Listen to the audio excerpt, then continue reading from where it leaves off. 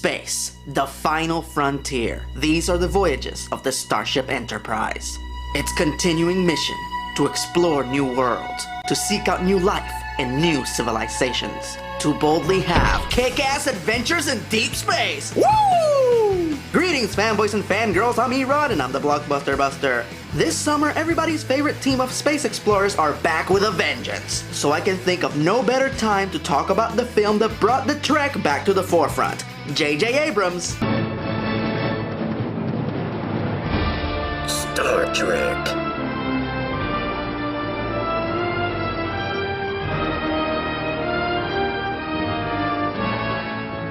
For the larger portion of my life, I was a Star Wars fan.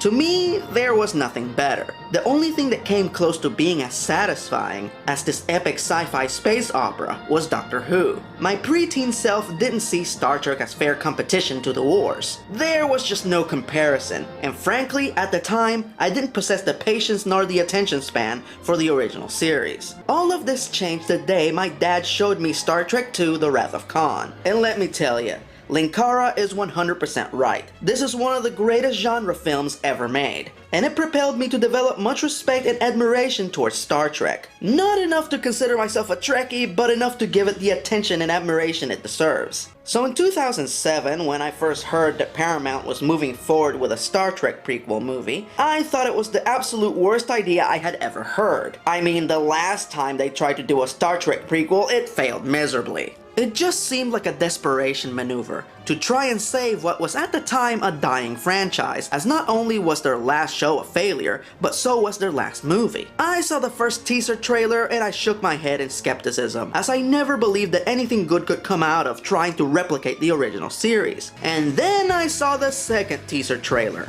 Holy shit. This was like opening the Ark of the Covenant. This trailer faded my eyebrows. I was in the movie theater when I saw it, and I can't for the life of me tell you what trailer played after this one, as I was left sitting in the dark with my mouth and eyes wide open for a full minute. And then two thoughts broke my trance. Thought number one, if I didn't know diddly shit about Star Trek and someone described it to me, this trailer is exactly the way that I would picture it in my head. And thought number two, I have got to see this fucking movie! The plot. The world's first sequel prequel, as it works as a continuation to TNG, where Mr. Spock had become an ambassador. During a mission to save the planet Romulus, Ambassador Spock and the psychotic war criminal Nero are accidentally sent back in time before the events of the original series, therefore creating a new alternate timeline, which helps to debunk any continuity fluxes that Trekkies might complain about. Nero sees this as an opportunity to get revenge on Spock by destroying the Federation and everything that Spock loves earlier in the timeline. So it's up to the young and eager Enterprise crew to stop Nero, fresh out of Starfleet Academy, on what technically is their first mission. Buckle up.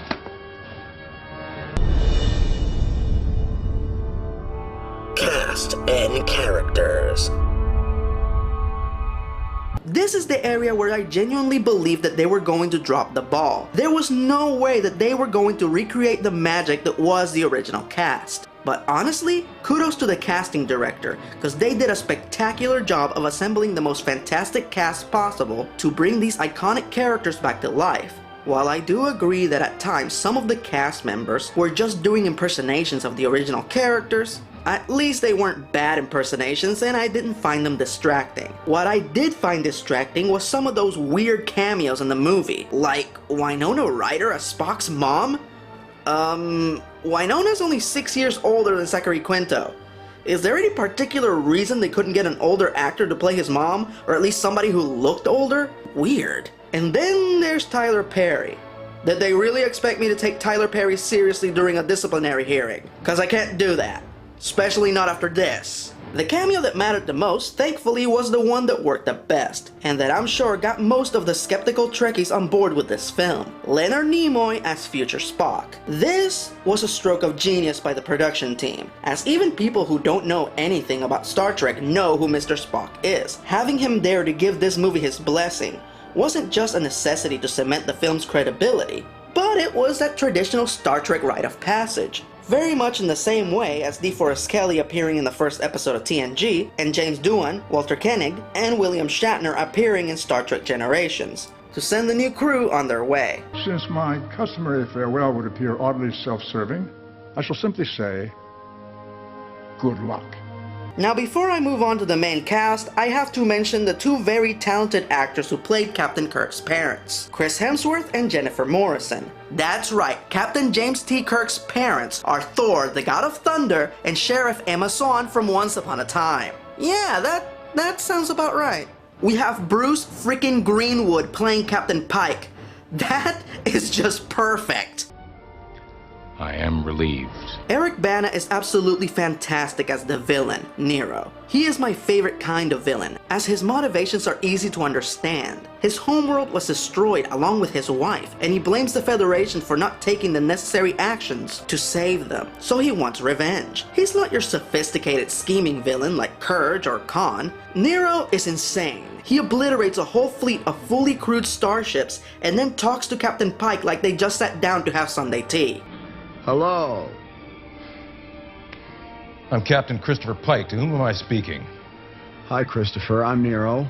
Eric Bana played this character so well that I really hope to see him play more villains in the future. And now for our central cast. Anton Yelchin as Chekhov and Simon Pegg as Scotty were two of the actors that I felt were just doing impersonations of the original characters at times. Authorization code 95 Victor 2. But like I said, they were not bad impersonations, and these two guys are very likable. A maximum more! Push it! I'm giving it all she's got, Captain! John Cho as Sulu and Zoe Saldana as Uhura, on the other hand, played their characters their own way, and that was fine. Interestingly enough, they gave Uhura a bit more of an attitude in this movie, and frankly, I liked it. I sure hope you know what you're doing, Captain. So do I. If I was the captain, I'd have her report to my ready room for a debriefing. And I do mean a literal debriefing. She is the only cinelinguistics expert on the ship. We would have to meet on a regular basis, you know, to talk about, space and stuff. Anyway, my one real hope for Uhura in Star Trek Into Darkness is to finally see her leave her communications station and fire a phaser or karate chop somebody in the neck. Just really show her capabilities beyond taking Captain Kirk's calls. Even though I was excited about this movie, one aspect that had me on the fence was whom they were going to cast as Dr. McCoy, aka Bones. Cause he is my favorite character, as he would say all the things that I would say if I was one of the crew of the Enterprise. I made an error in my computations. Oh, this could be an historic occasion. And boy was I pleased to find out that not only did they get a good actor to play him, but they picked one of my favorite actors, Carl Urban. Carl is awesome. Nowhere else to go. The ex-wife took the whole damn planet in the divorce. All I got left is my bones. I've been a fan of his since I saw him play Julius Caesar on Xena Warrior Princess, and I couldn't have picked a better actor to play my favorite character in the Star Trek universe. Green-blooded hobgoblin. And now for our leading men. First, we have Zachary Quinto as the present-day Spock. Zachary is unbelievable in this part. His Spock is so good, he can convincingly play him in front of the original. I see them here, and I have no doubt that they are the same character from different timelines. Like I said, it's unbelievable. Plus, Zachary added a bit of subtle sass to his role. To assist in the effort to re-establish communication with Starfleet. However, if crew morale is better served by my roaming the halls weeping, I will gladly defer to your medical expertise. Yup, this is one sassy Vulcan. I remember when this movie came out how a lot of Trekkies started bitching cause in the alternate timeline, Uhura and Spock have a relationship. Really? This is what the hardcore fans are complaining about. May I remind you that this is the same movie in which the entire planet Vulcan is destroyed. We witnessed the near extinction of the Vulcan people, and that's fine. But Uhura kissing Spock, that's bullshit. How do I feel about it? I'm 100% okay with this. Uhura is a super intelligent, tenacious, sexy young woman. Hell, she's the only woman that is part of the main crew. She could be with any man she chose from that ship, so it makes perfect sense to me that she would pick the very best. The smartest, the strongest, and the most resourceful guy, Spock! As far as I was concerned, this development was simply logical. And last but not least, Mr. Babyface himself, Chris Pine. as one of the absolute greatest sci-fi heroes of all time, Captain James T. Kirk. This was allegedly the hardest part to cast, so out of the 100 or so young actors who auditioned, how exactly did Mr. Pine manage to get the part? Well, I just so happen to have the footage of how he got the role right here.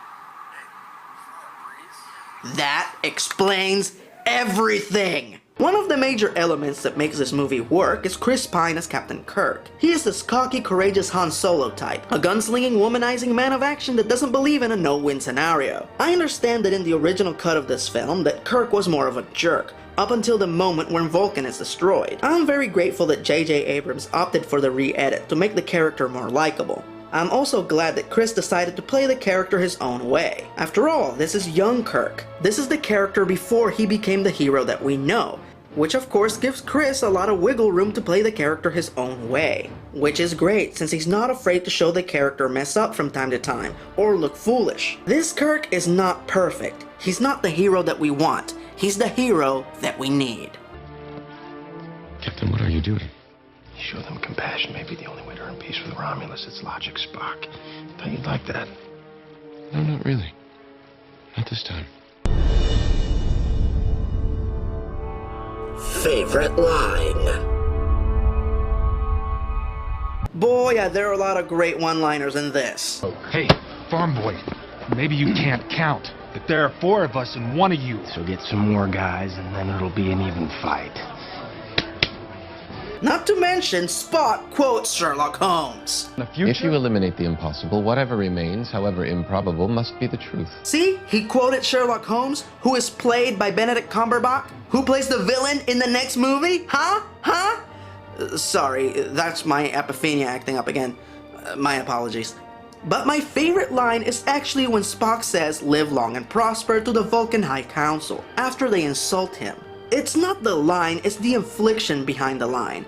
He's not really saying live long and prosper, he's actually saying go fuck yourselves. Live long and prosper. Bitches.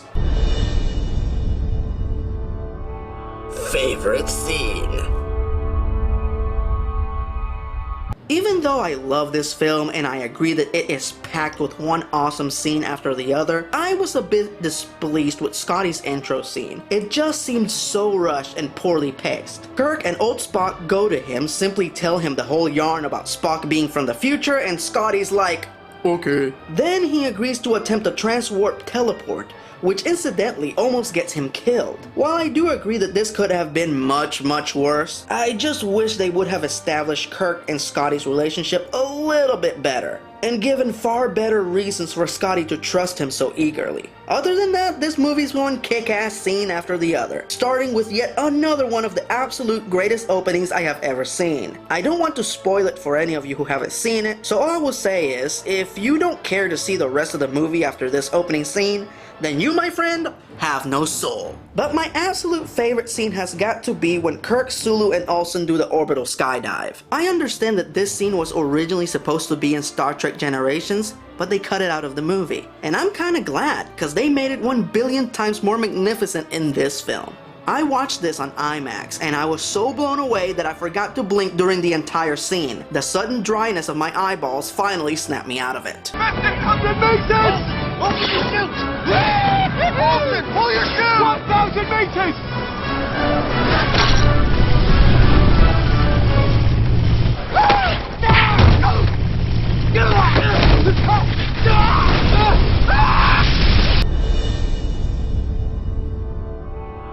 Final verdict. A lot of people like to complain how in this film, they promote the characters to their known crew positions way too quickly, and how silly that seems. Lieutenant, where's Helmsman McKenna? He has lungworm, sir. He couldn't report to his post. I'm Hikaru Sulu. Dr. Puri, report. It's McCoy. Dr. Puri was on deck 6. He's dead. Then you have just inherited his responsibility as Chief Medical Officer. Scan Vulcan space, check for any transmissions in Romulan. Sir, I'm not sure I can distinguish the Romulan language from Vulcan. What about you? Can you speak Romulan, Cadet? Uhura. All 3 dialects, sir. Uhura, relieve the lieutenant. Yes, sir. Well, congratulations, Jim. Now we've got no captain and no goddamn first officer to replace him. Yeah, we do. What? Pike made him first officer. You gotta be kidding me. Thanks for the support. Personally, I just saw this as the timeline trying to correct itself after Nero and future Spock changed history and created an alternate reality. But that's just me. In the end, it just doesn't bother me. If this film does something incredibly well, it's not alienating the casual viewers, all the while catering to the hardcore fans. For instance, you actually get to see Kirk's Kobayashi Maru test. That's great! USS Kobayashi Maru. The ship has lost power and it's stranded. Starfleet Command has ordered us to rescue them. Starfleet Command has ordered us to rescue them... Captain.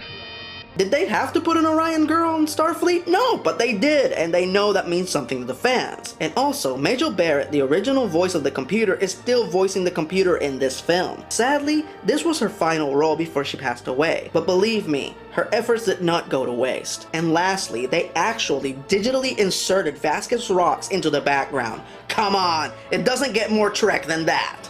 10 points on the badassitude meter. Gather your crew on the bridge, put it on the view screen, and give it a watch. And I know a lot of you are curious to know whether or not I'm looking forward to seeing Star Trek Into Darkness. Do Vulcans have pointy ears? Are you kidding me? Have you seen this trailer? Damn, now that will put hair on your undercarriage. I don't know about you, but I'm headed to the movie theater at Warp Factor 9. Live long and prosper.